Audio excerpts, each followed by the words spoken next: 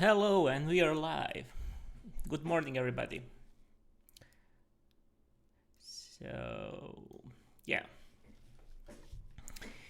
So let me switch the screens. Yeah. Hey, today is no camera day because I forgot to charge it.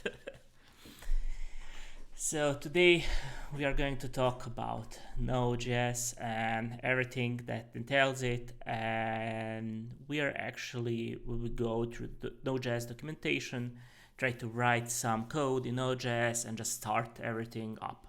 So all JavaScript coding that we did up until now is actually front end, and now we are talking about backend development. Backend development is a bit more dangerous than front-end developer just because you can, without any problem, delete all your files on your computer writing Node.js code. And there is a lot of problems with Node.js code due to the permissions that are not really consistent. When you run some Node.js code on your PC, you're actually giving it all permissions that you can, you can delete the files, you can change your registry settings if you are on Windows, or crazy stuff you can do there. So yeah.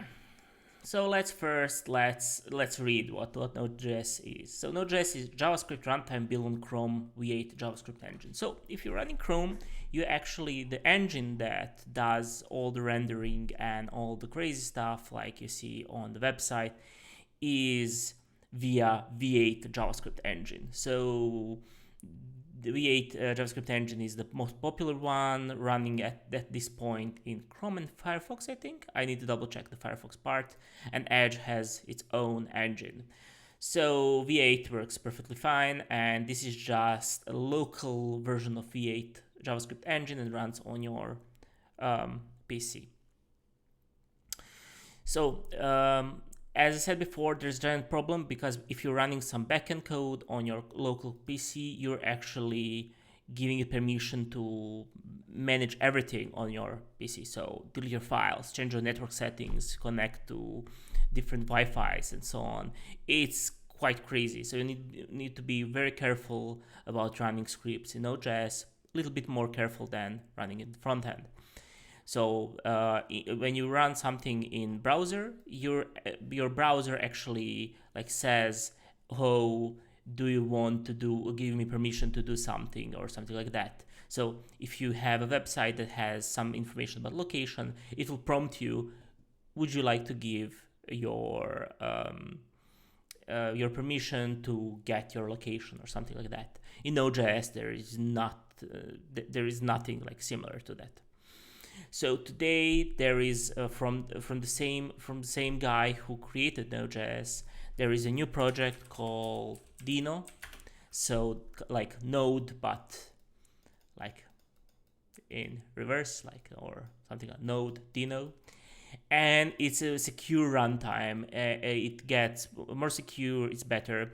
At the moment, it's still in beta, and in the future, maybe Dino will be the most popular option for running JavaScript on your server or on your PC. So let's go to Node.js. So I presume you installed all your Node.js files. I'm on Linux. It's pretty different to install it on Linux than on Windows, but it's just just a simple installer on Windows. On Linux, you can install it via NVM if you know what that is, or you can install it just downloading and running the binary. Okay. Good morning, guys. So let's go to docs. So as I always say, docs are pretty important. You're probably running the LTS version 12. We know somewhere now, so it's 12.16 point something. And you're probably running this version. So here are documentation. So Node.js actually has a lot of its code written in C++, and then you can run JavaScript commands that run C++ in like behind that Node.js API. So if you want to build something fast in Node.js backend, you can really write it in C or C++ and then run it. We won't be doing this here.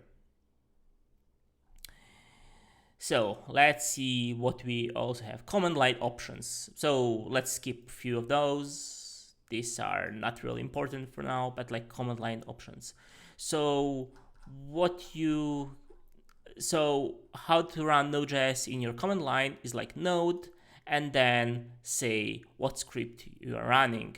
And after that, you can pass some arguments and so on. We will test that in next lectures or something like that.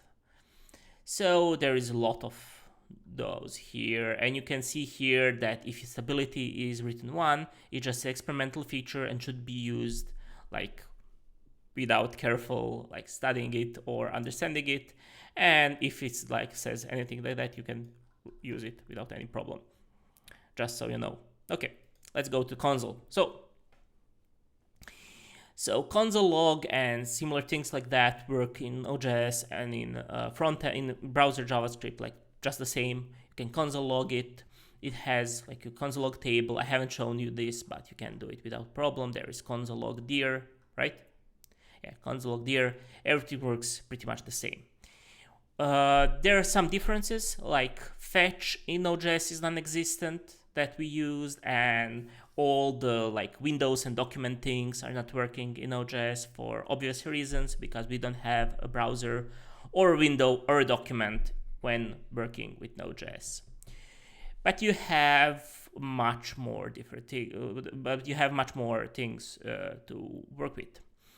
So there are some things like let's go to file system. That's like the most easy to understand. We will write a little bit with that.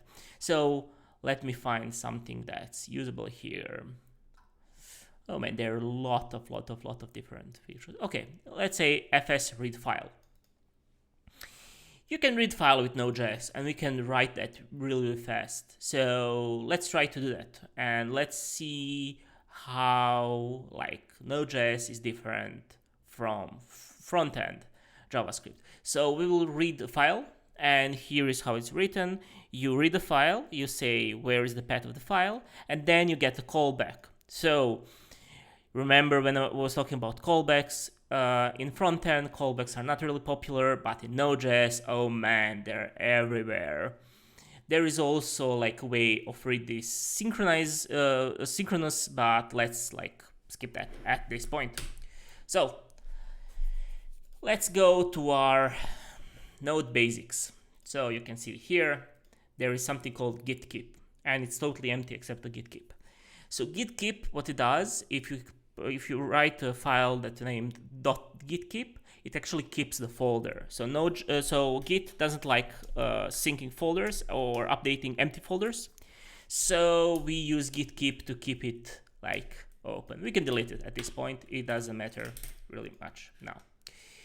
But of course, if you haven't downloaded the project or something, you can download it by not this, but cloning or downloading. You can download zip, or you can fork it, like a lot of people did that already. So hello guys. Yeah, and you can download your project here. So let's first try writing something called file.js.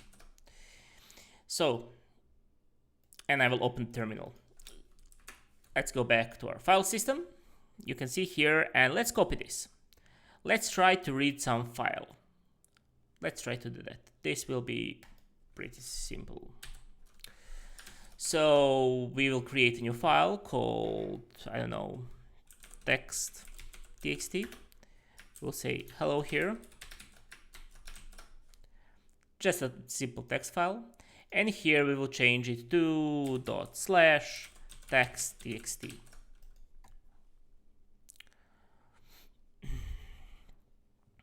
So to run this script, you'll need to open your terminal, your new terminal in VS Code is perfectly fine. If you run like PowerShell or something, I'm running Bash, That's perfectly fine. It works the same way if you installed Node. So let's write node file.js. So let's try it, and we'll get an error. Can't find module. Oh, we got an error because we haven't entered the right folder. So let's try it. We still get an error, but another error that I want to show you. So remember FS is actually our file system API. So remember in browser that we use like window, document, what else? We use navigator. We use that like as is in a global. It's like given to us through a global variable, and we cannot like overwrite the window or navigator or document or anything like that. So in Node.js is a little bit different. So any API that's used from Node.js, you need to import it, because it says here reference error, FS is not defined. So we need import that here. And import in Node.js differ a little bit from front-end imports. So if we know how to import it like front-end, so we'll do it something like that. Not const fs, but import fs from fs. It will go like this. So let's try to run this like this. It says, I don't know what's import. So the problem with imports, and it says cannot use statement outside the module. So there is a new API when you can use that import in Node.js, but like most people wouldn't prefer using import, and there is a lot of like legwork to do it to work like this. What we can do is use a little bit different API to do that. So there is something called require, and it's written like this. So this is the same thing as I'm tried to write before.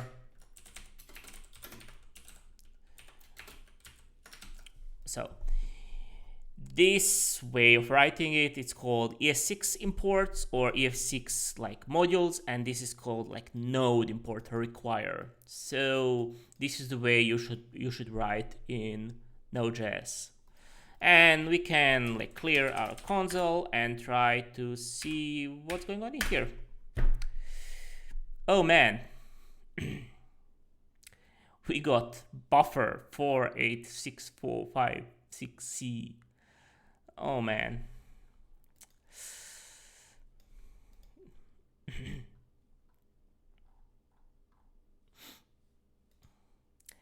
So we got the data, but data is like in some hexadecimal writing, so 48646C, 1.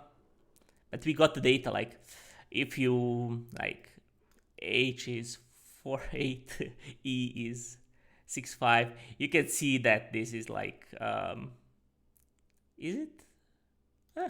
We can try to decipher this, but this is like buffer, so there is some problem here.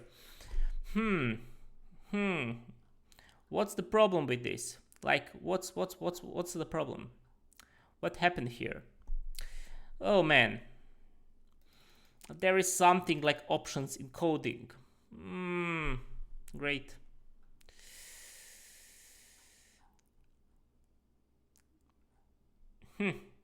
Let's try to see like fs read file.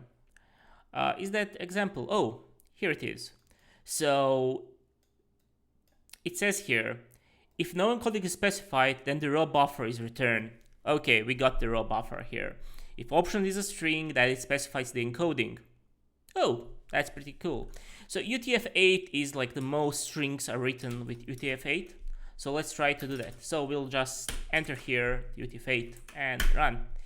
And here it is, hello. So the problem with Node.js, when you do like reading a file and so on, there you need to specify, there is no like inference of like what type of file is that. So we write text.txt, and that in most like programming language they will understand, oh, that's like text, and we should probably use UTF-8 or something similar, or we should read from this file like what's written in there. But okay, this is totally fine. We just need to write UTF-8 and it works. So without it, it returns like a raw buffer, and the buffer is just like an array of hexadecimal things. So we can, I mean, if we copy this to our like a hex to, let's try it actually. I haven't tried it in a long try. Let's try hex to ASCII. And it's totally slow. Yeah. So you see here, this is just a hexadecimal way of writing like text, and that ASCII, I don't have a blocker. So ASCII is just like, or UTF-8, that's just a way of writing your, you can see here, or UTF-8, it will probably, oh, sorry. It will do the same. So UTF-8, ASCII, they're just a different encoding of your text to like binary. So yeah, it works. So let's go back to our code here. So yeah, it fs read file txt.txt. So let's try to get that content from that and write the file back to like a text2 file. So we can do it without any problems.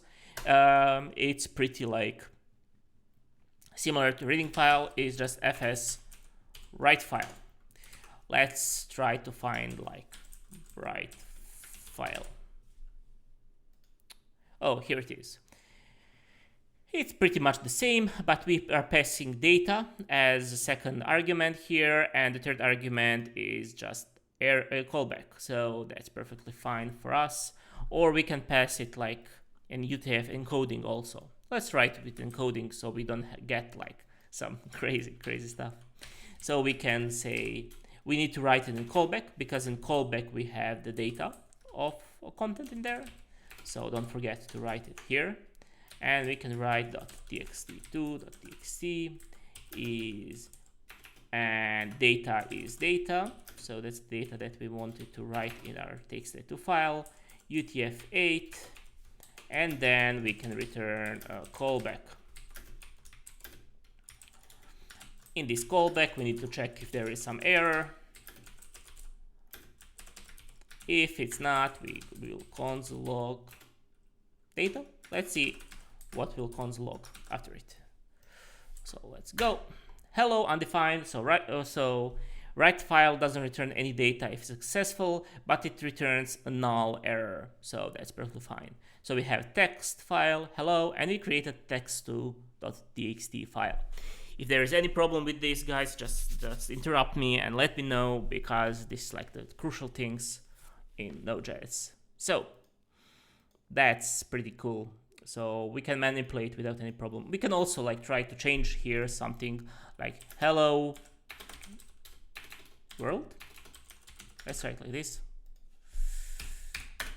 And our txt2 file will be now hello world. Yeah, that's cool. There is also one more thing that I wanted to show you, and that is append file. And let's find it here. So append file, let me go up here. We will try to do that asynchronously. Okay. So append file is similar to like write file, but what it does actually, it doesn't like overwrites everything that we have in the file, but just adds to the end. So here, when we call write file, we change like text like hello1 world, and in txt2 there is hello world, and we know just file, it will overwrite our txt2 file. So if we don't want to do that and just add to the end, we can call like fs append file, and it's totally the same as write file. Just change write to append. The same API, it seems the same, but it actually just appends and not write there. So if we try to do that, we'll have hello world written in our txt2 file. And this is like the most useful things of when writing files and reading files. This 3 different FS like methods. They're pretty cool. So we can write this alternatively with sync API. So fs read file sync, and it has the same API as, or interface. I'm talking API for some reason a lot. The same interface as read file, but it doesn't have the callback. So we need to do it something like this, like data equals fs read file, and we need to put it in try catch, because if there is some error here, it will actually just stop our code of doing anything. So we can try it here and console log data. Let's try to, yeah, like this. So let's try to run it. Yeah, hello world. It's the same as the read file, but it works synchronously. In some cases, like synchronous read is preferred than like asynchronous, like this one. Most of the Node.js APIs are asynchronous, so you need to be aware of that.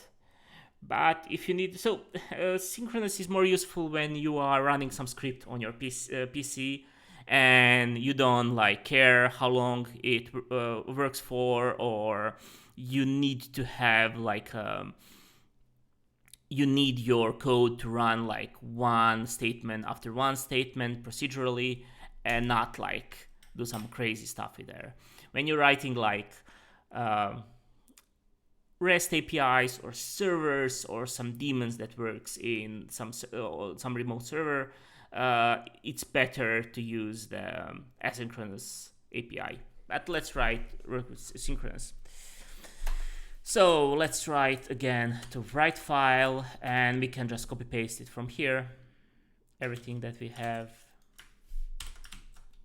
And we can also use append file. Let's try to write it. Oh, we have callback must be, oh, we haven't written sync here. So we got an error that callback is not defined. And it works totally okay. It works fine. So the synchronous part, we will use probably synchronous in our examples, because asynchronous, like this callback, like callbacks and callback are not really readable. So maybe it's better to write it when you don't need like speed and like scalability. This is perfectly fine way of writing. Okay, so some other things. What if we want to save this like txt2 in some folder, let's say files?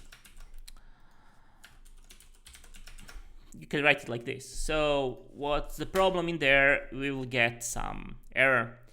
It will say no such file or directory, because it couldn't open our folder. And if we create a folder here, this will work perfectly fine. The problem with this is we need to check if the folder exists or not. And if it exists, we can go with our code. If it doesn't exist, we need to create our folder.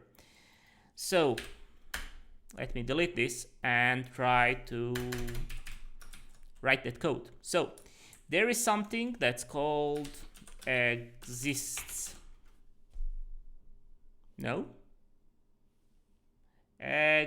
Exists. Oh, I cannot write. So you can see here it's deprecated exists. We should use probably stats, or we should probably use access. But there is also exist sync that works perfectly fine.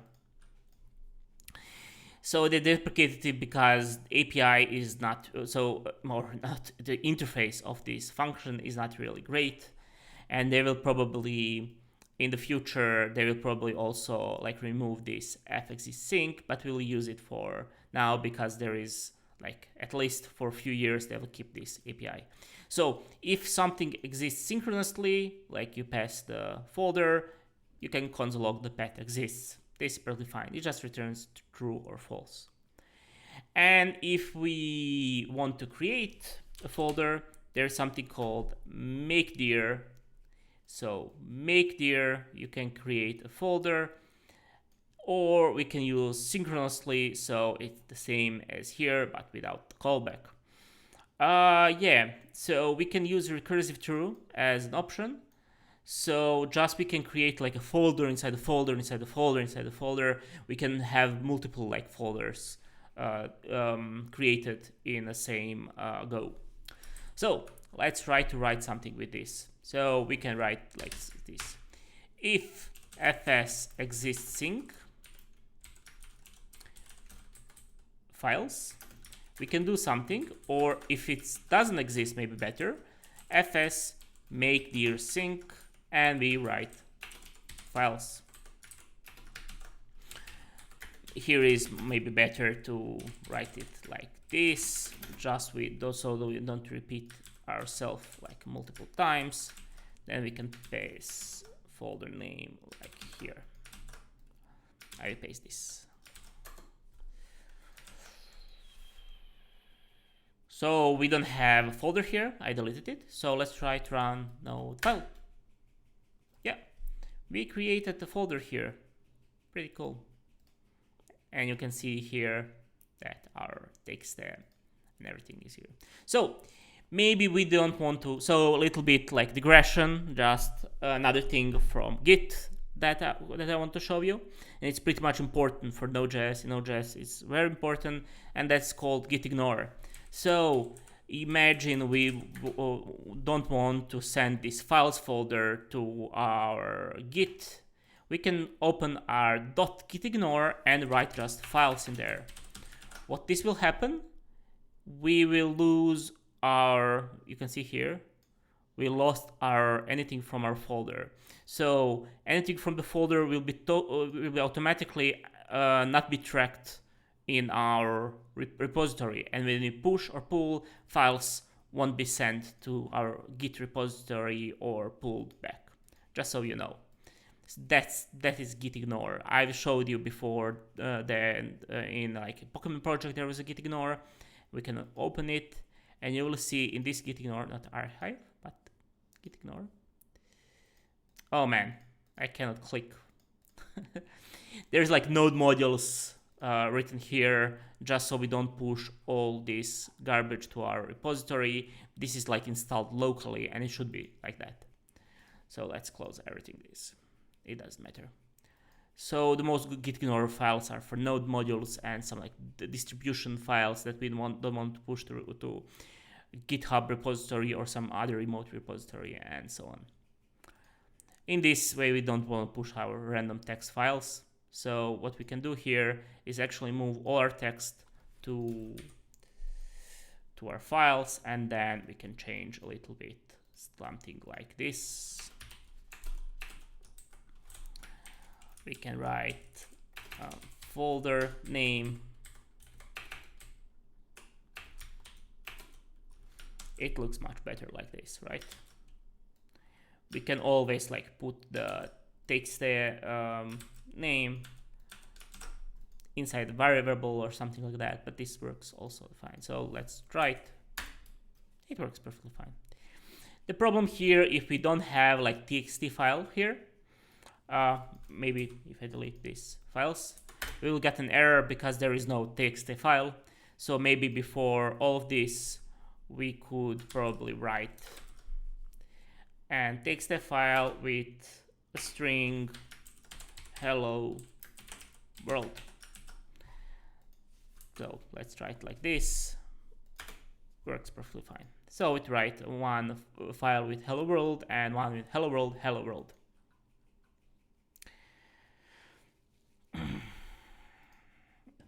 So if we want to delete a file from our system, there is also it's called remove, right? Remove file. No, let me double check the documentation.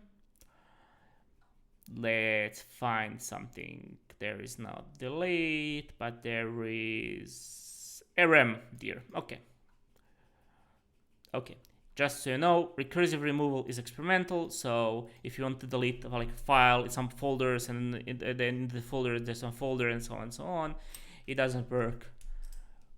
Okay, but we can use reindeer sync, and it's the same like with writing. It's the same. It's similar API. That's the same, but similar.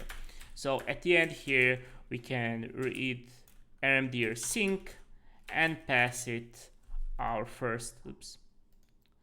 Our first takes the path, something like that. This. So, oh, not a directory. Oh, this is remove directory. Oh man, I haven't read the documentation. This is the problem. So yeah. So don't be like me and read the documentation properly. So it should be like remove directory. It should be like remove. Write sync, write this. Let's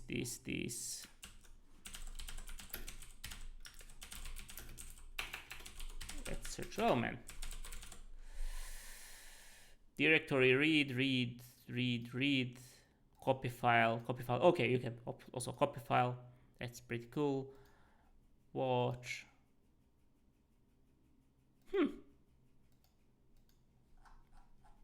I'm missing something. How to delete a file here?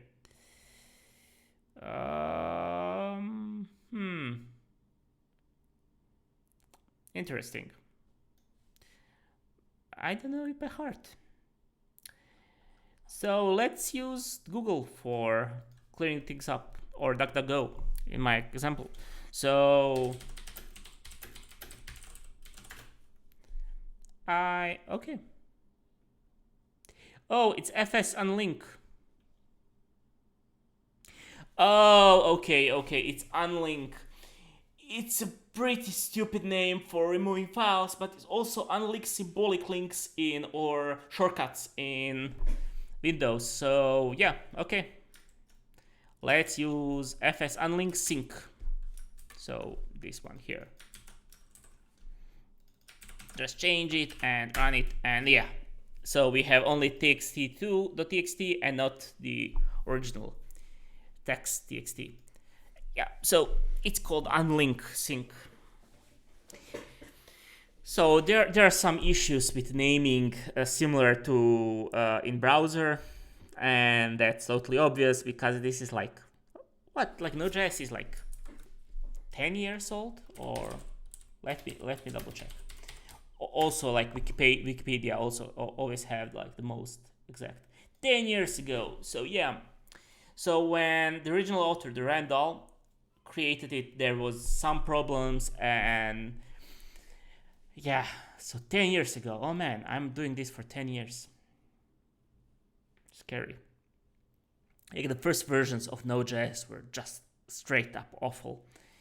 Up until like 2012, on 2012 there was like first like good version of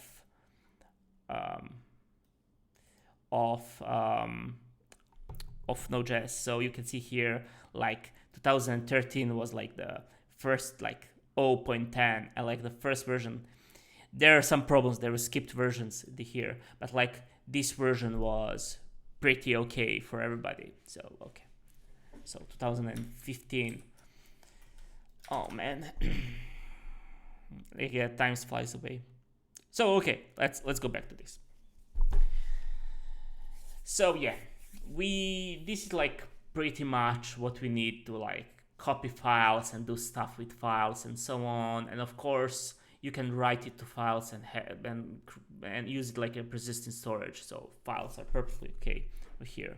The problem with this, if you've seen, like I can delete any file. So if you try to delete your like system32 or your directory system32, you're out of luck because Node.js will really delete it. So beware when running Node.js. Oh, yeah, backend code can be really dangerous if you don't understand what you're running, and if you're running like random scripts, it can do a lot of like problems. So any like malware, like popular Trojans or something like that, are written just in like any random backend language. like a lot of them are written like in all languages, like basic and such. So yeah, beware of them. So we used everything that we need like from like our file system. So let's go back to our documentation and see what's going on here more. So globals are everything global that we use. There are a lot less of them than in front end. So one thing that we used is require. You can see here like export is also here. I will show you how to export in some other lecture. It's pretty simple, similar to the front end. And there is like set interval and set timeout, the same thing. Oh, I actually haven't showed you in front end how to use this because it's not really important, but Node.js I will show you that. Yeah, that's cool. And there are some cool stuff like microtasks and something like that, but not really. And also URL search params, remember that. Okay, HTTP is for creating REST servers. In next lecture, we will be doing REST servers and how to create them and how to manage them and how to call it from front end and so on. There is something like internationalization, like for creating different languages in backend. So using different languages, pretty cool. .NET, OS is like something for seeing, let's say I want to see, I don't know, like temperatures of my, is it here the temperatures? Or I want to see like window specific, like what's going on in my OS. So we can do it with Node.js. We can see like errors in Windows.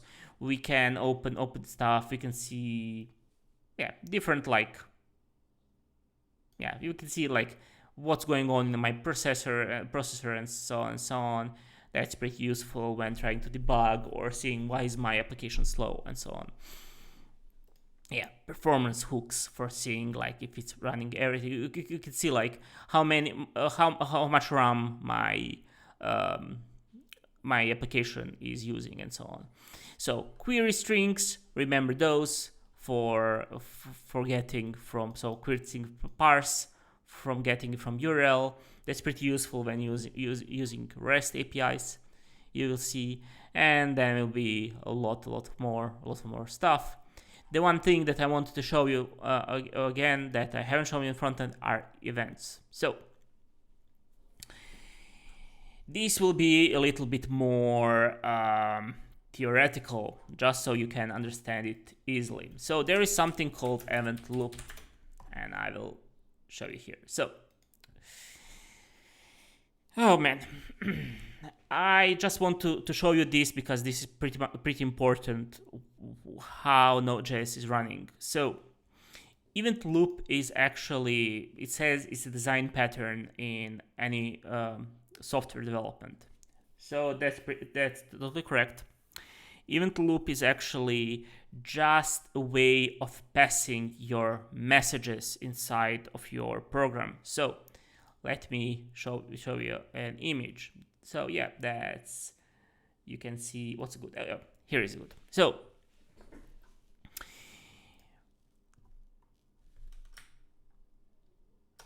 So how it works, something sends an event, that event goes in a queue, and then those events are processed in some way and then sent to something other. Whole Node.js and everything like in front end also works like this. It's so that's why there is a lot of asynchronous code, because if it goes to in a queue before some other line, it will be processed first. So first come, first serve. So Node.js and everything JavaScript works like this. So first come in message queue, this one here, it will be processed first. And this is actually the event loop. So it works like this, and every time an event comes, it does something with that and then sends it to event handler and so on. So it's pretty much important that all our events don't break our event loop or do something like crazy.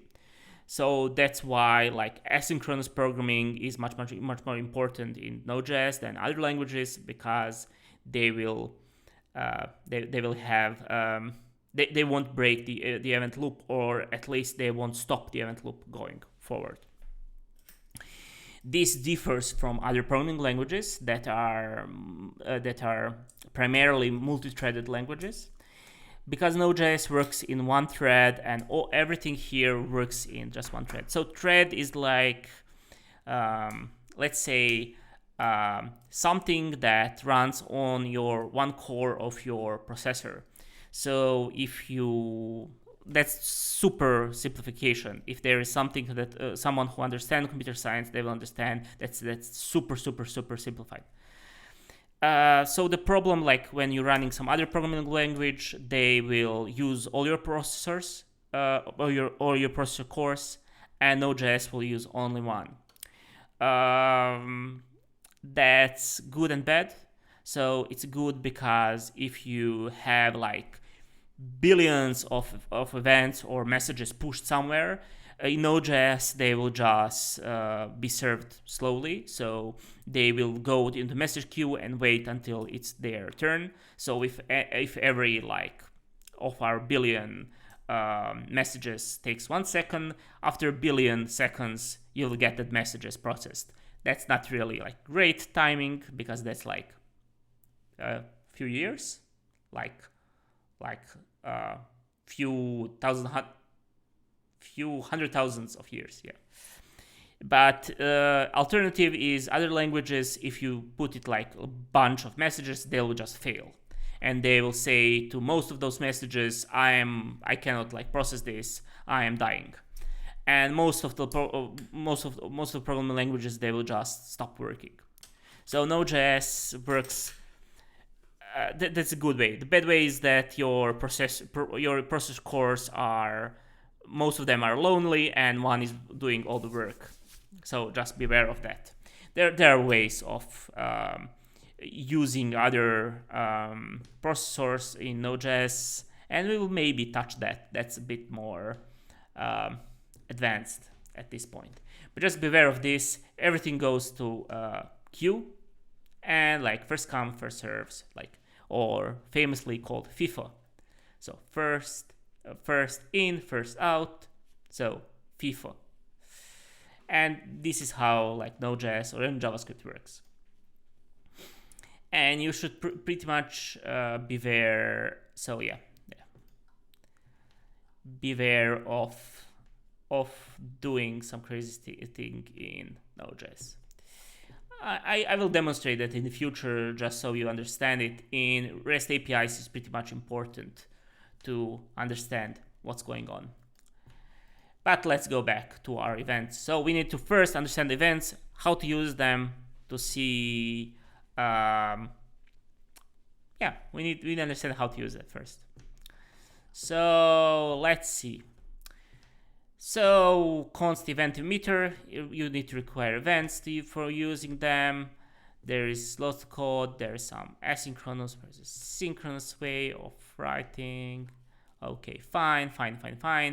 Actually, I will probably be better if I write this, because there is a lot of reading about event. So let's create something called event.js. Oh man, and let's put it in our main folder here.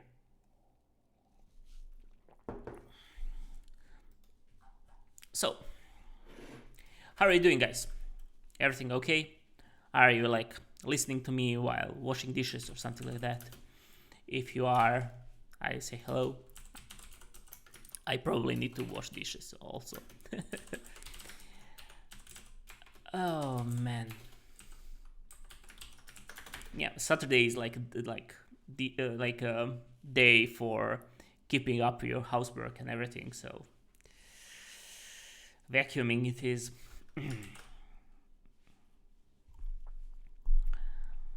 So Daniel knows what's up. He's washing dishes for sure. Okay, and then from our events module, we can create a event emitter.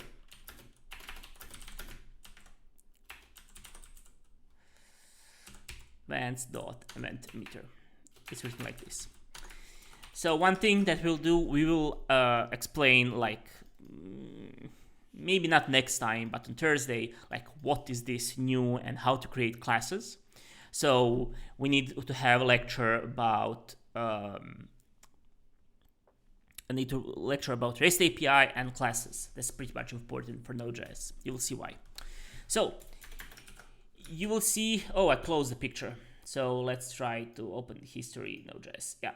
So you can see here, there is something called event emitters. And you can see this is called event emitter. So the first step, what you can do with event emitters is actually two things. Emit events. It's called event emitter for a reason. And then react on events. So when we emit something, we will actually call this on. So remember it. Remember when like on click, on hover, or not on hover, on mouse enter, on key down or key press. Remember that we've used. That's pretty much like this. So, but one thing that we need to do is write like what event are we emitting and on what event we are reacting. So let's say emit hello. And we can say here on hello, and here is like a callback, right? Oh no, that's callback. It's just a function, similar function like on click, and we can write here console log hello. Oh, not file.js, but events.js, and we need to write it like correctly, so like this. Yeah, I called it before I created a listener. So this function here that we passed here is actually called a listener function. We can see here like event string and listener. So listener is actually a function, and we can actually pass some arguments. So we can do like this and pass something like this, and we can get the variable here. So we can write here hello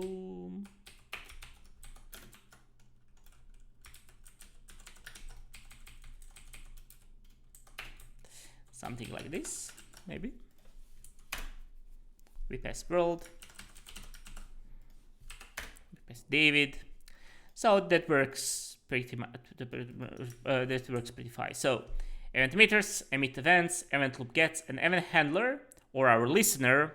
It's called listener in Node.js, but it's actually event handler. So this event handler goes off when we got an event here. So we can have multiple listeners here. So we can have it like how many you want. And we actually can see the number of our listeners by console logging like events, event emitter, listener count. So you'll see here. Oh, we need to call the function. No? Am I wrong somewhere?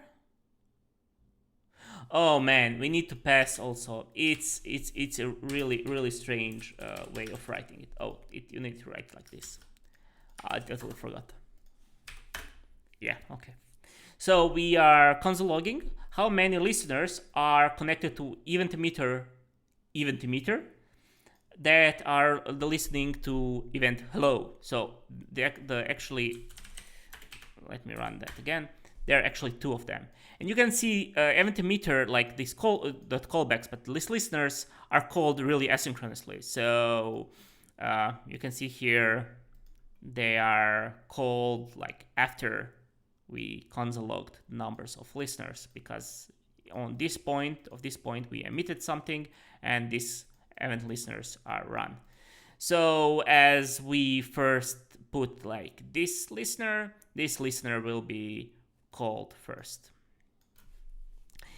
then this one. So if we remember queue, so first in first out, yeah, it works like this. This is like so important. More like most of Node.js developers never work with these events. They are useful in some way, they are awful in others. If you are working with a giant application, like events are pretty much important because you need to send like some event to some other part of application or something like that. It's pretty much similar when you have distributed architecture and distributed backend. Maybe we will get to that point. That's like wholly advanced. that's really like advanced. And this is like my area of expertise. So building distributed systems. And I like for last 6 years I'm mostly doing distributed systems and how to optimize them and how to create them and be better and so on.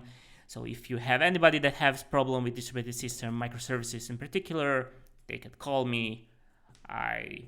This is like my part of like my area of programming, my area of expertise. Okay, so we got to this point. So what's the other things that we can do with listeners? Okay, we can actually remove them. So when we try to remove the listeners, we actually need to name the functions. So the problems with these arrow functions are those that they don't have name. They are called lambda function or nameless functions or arrow functions. So to do that, we actually need to name that function. We can name it like this. So listener 1 is equals to this. You just need to name it. And what we can do is after this, we can actually just call event meter dot remove listener, and we can pass the listener 1. I don't understand copy pasting, it seems like this, and we can see like how many listeners after you removed something. So you can see here I broke something. What's the problem here? Oh, right, I need to pass also this. I always forget to pass the name of the, because you don't know on what event this listener is listening, so you need to pass the hello. The problem where I'm confused the most is sometimes you need to write like hello first and then listener, and sometimes you need to write event emitter. So I presume that's like event emitter, like default API or interface is event emitter, then like what event are listening, then pass the listener. And after that, if we try to call emit, we will actually get, oh, let me double check here. We will actually get, you see. So at first there are 2 listeners. So 1 hello David and 2 hello David. And then there is only 1 listener, the second one, and it says hello David. So that's pretty cool.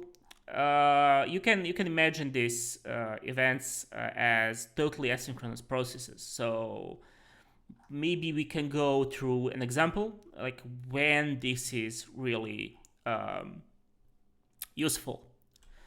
So let's go and draw something. So remember, this is all live. If I create some errors, I'll try to fix them as soon as possible. So what's the problem here? You'll see here that every hour we removed the image, but what we have here? We have here an event emitter or event emitter. Event emitter, and what it does is actually sends an event to our queue. So queues are mostly like done like this, and then here is some queue, and then afterwards somebody like a person, let's say a person here, needs to take them. So where we can find something like this in like real world? And it's really easy. When you try to order coffee and in a bar or Starbucks that's not existent in where I live, or maybe McDonald's cafe. So what's the problem? So there is a person comes, and that person is actually a client. And what the client does is actually it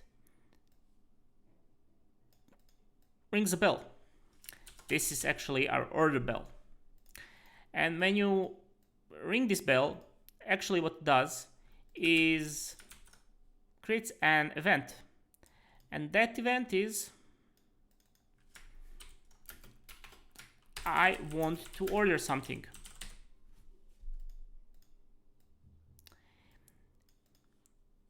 It gets in queue, and this is like a real queue because maybe you are waiting for your turn or something like that. Maybe this is not a bell, maybe this is a counter when you get. And when you get to the counter, you actually emit an event, and that's I want to order something. That's why I'm waiting this queue. And you need to wait until there is somebody that can, like some person here or something like that, until there is a shop speaker or a cash, like how it's called, a cash operator. That's cash operator. I don't know how it's called, but there is a person that wants to wants your money, right? You need to pay them to. No, I'm awful with this. Why am I so awful with this? So can I get? Oh, here it is. So that wants to take your order, and you need to pay them. So what happens here? You then send another event that's like, I want to order a black coffee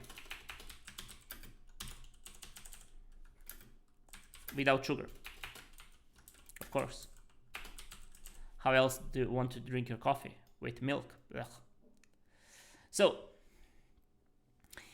then what the actor what our shop speaker or our barista does is actually it events another event, and that event emitter is actually the coffee machine.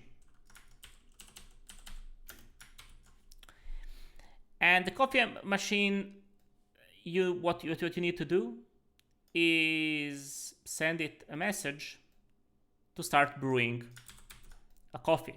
So if you went to like a McDonald's cafe, there are like 3 or 4 different places to put your coffee and to make a coffee. So the coffee machine has multiple, like it can make multiple coffees in there, and they're totally asynchronous. So you put like, I want to this coffee on this valve and this coffee on this valve and so on, and afterwards it actually sends an really noisy event back to our barista that coffee is done. And then the barista can pick up the coffee and get back to the actor. So in real life, there is always some message queues or queues, and there can be message queues in our like machines and something like that. So this way of operating is pretty normal for our world, and this is really similar in a way that we program in Node.js. So we try to do it all asynchronously. So we always have some queue where our program waits or our statement waits, or in real life, person waits to get their coffee. And there are always multiple queues. So you can see here, like on the counter, there is one queue. There is also one like coffee queue. So imagine if there's a way of like creating two black coffees parallelly here with one valve.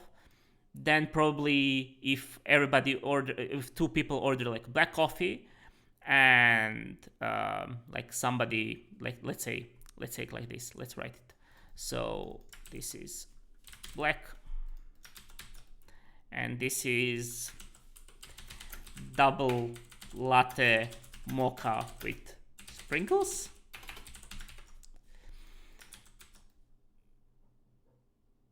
So what we have here is like first come first serve. So on the right side are the first ones. So let me just write this one. This is the first. So this is the first, and this is the last. So we can probably create a way that if there is a way of creating two black coffees like in the same time, that this black coffee will skip the line and be created before all the double latte mocha with sprinkles. And it's pretty much important because if there is some blocking thing that blocks this double latte mochas to be run, actually the black coffee will be run before. So this is a logical way of thinking about it. And there is something with Node.js that does this. So I will show you in the future lectures like how to do that. But just remember, there is a message queue, and everything that we send in there, that's working in our messaging there here. And if you're waiting for something, like this will be stuck in the message queue or maybe in an event loop, and then some other package or some other event will come in front of it. So yeah, that's about it about event loops in Node.js. So let's just recap for quick. So no imports, we are doing requires now. So everything in backend is using require.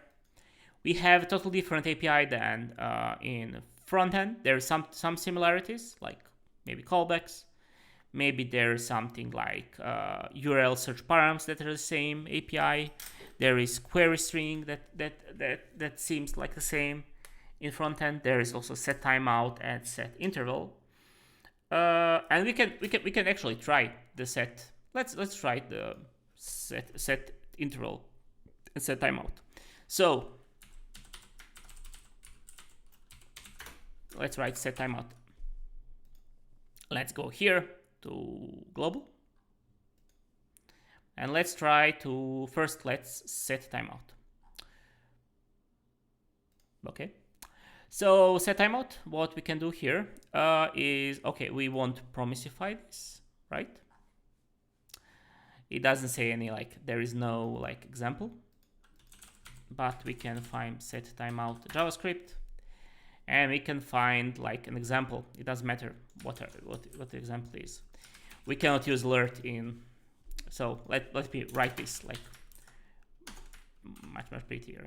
So we want a function, and in the end of the function we pass numbers of milliseconds. So number of milliseconds, remember, this is like 3 seconds if I like this, to say console log hello. So what this does is actually after 3 seconds,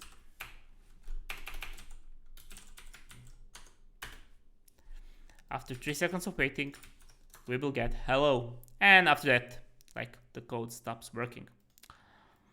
For set interval, so we can, oh, I have already here. So we can say every second console log 1 sec has passed. So you can see here, yeah. So this is the same thing as any like event that we tried. This is actually putting a message on message queue. Every second this message will be put in our, if not message queue, but our queue here. Yeah, you can imagine that. So the problem here, if we have some like big operation here, this console log in before here, this console log won't like be like timeout every second because we have something to here that thinks about it. And so just this block here is run this block here is put in a queue every second. If we overwhelmed our processor, this will be much slower. So okay, just remember that this is like not real 1 second. Don't create a timer with this, the timer like the clock with this. There is new date always, so try to call new date and then print it out. But that's set interval. There is also one thing that's pretty useful, that's set immediate.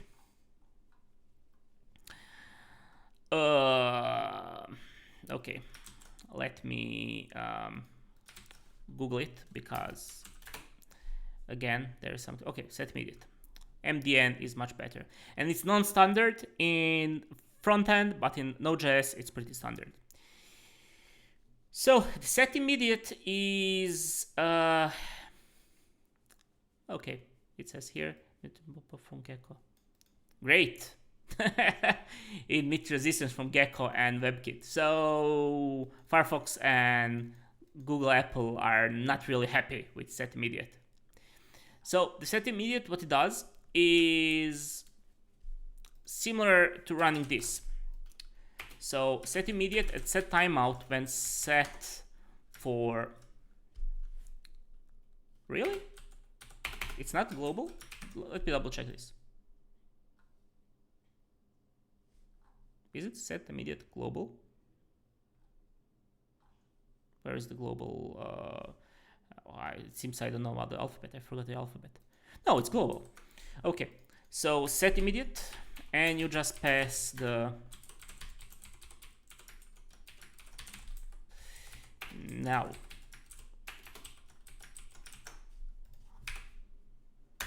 Yeah, so you can see here. Now this is really, this is really funny. You can see now that now went before hello, because these are pretty similar. The only problem is that set timeout has a little bit more overhead than set immediate. So these are pretty much the same. The only thing, the set timeout is much slower than set immediate. So what's happened here, that this set immediate was put on the stack before, or not stack, the queue before the set timeout. Let me try to see how this actually works. So I'll put most of them. Set immediate is in this example is always like before the set timeout parts. That's pretty cool. So if you want to do something asynchronously, but like now, set immediate is the call with that. So set immediate, set timeouts are totally not blocking this. If we console log, like let's say console log after,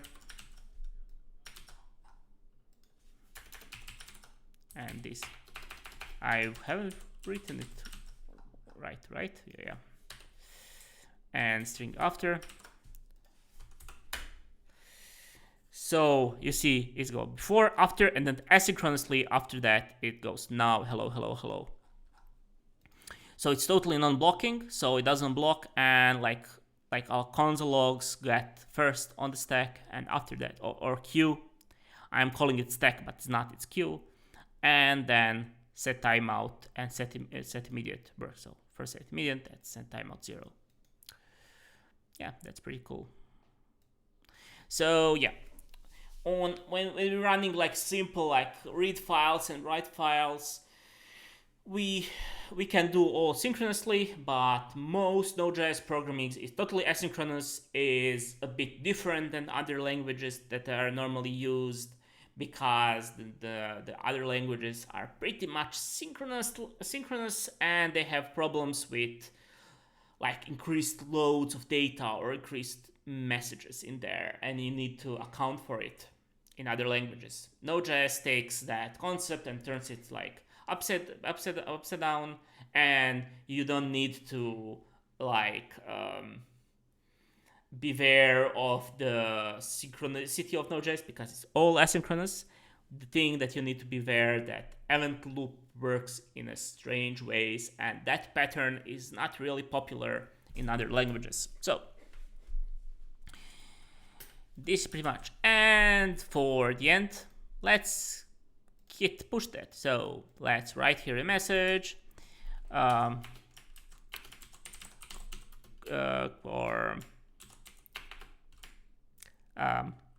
Node basics completed. Here we go. Yeah, so Node.js, everything that you need to run is with Node. If you open Node, you get the REPL. So you can, what you can do here, in here, you can try your code. So console log after, you can write it. So REPL actually means something, and I always forget what REPL means. Let's just see. Read eval print loop. So yeah, what that means is actually it reads your code, it runs your code, and then print the results. So that's REPL. REPL. Okay. So, and to close it, you press Ctrl+C 2 times, or just type it .exit. Yeah.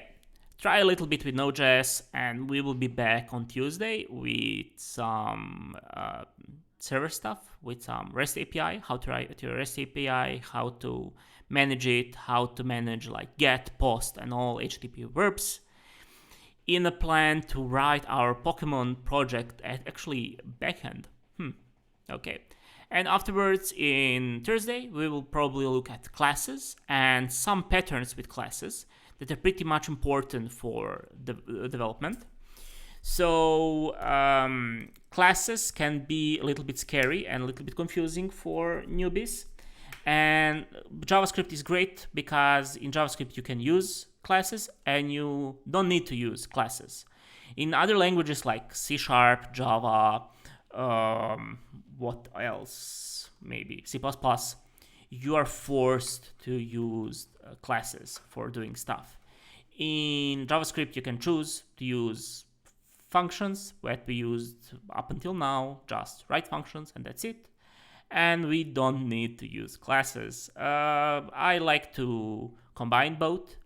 Sometimes use functions, sometimes use classes. There are some use cases where classes are great and some use cases where classes are just straight awful. In other programming languages, there is something called design patterns. So design patterns,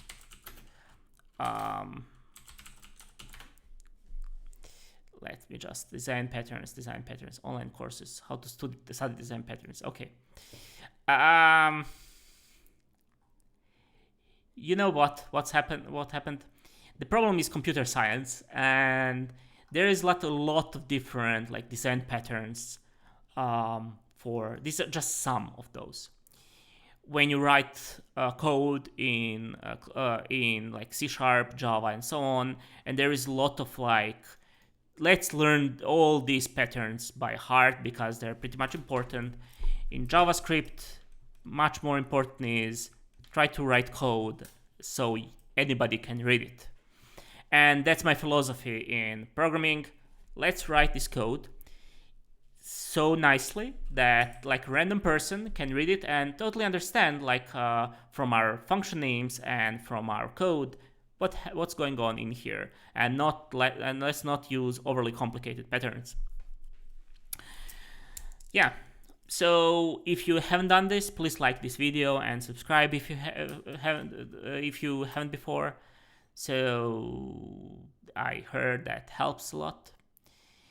In the future lectures, we will go deeper in Node.js, and we will get a little bit more computer sciencey because backend requires that for some reason more than frontend, and that's total lie because you can use backend without understanding those. But it's much important. But it's pretty important when you.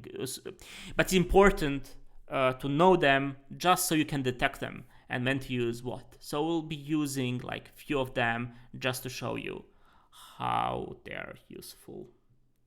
At least design patterns. Okay, so guys, if there's any questions, just ping me. If there are no questions, I will be going to clean out my apartment. How about that?